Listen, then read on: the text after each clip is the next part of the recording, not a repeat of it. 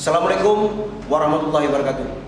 Saya Dandim 0102 PD bersama keluarga besar TNI dan organisasi Forkap Kabupaten PD mengatakan tidak setuju dengan perkataan yang dikeluarkan oleh Effendi Simbolon, anggota DPR RI Komisi 1, yang mengatakan TNI seperti gerombolan, TNI tidak lebih seperti ormas.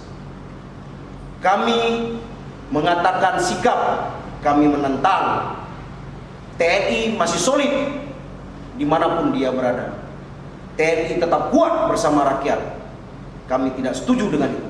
Kami tunggu permohonan maaf daripada Effendi Simbolon. Rakyat Indonesia sangat mencintai TNI. Wassalamualaikum warahmatullahi wabarakatuh.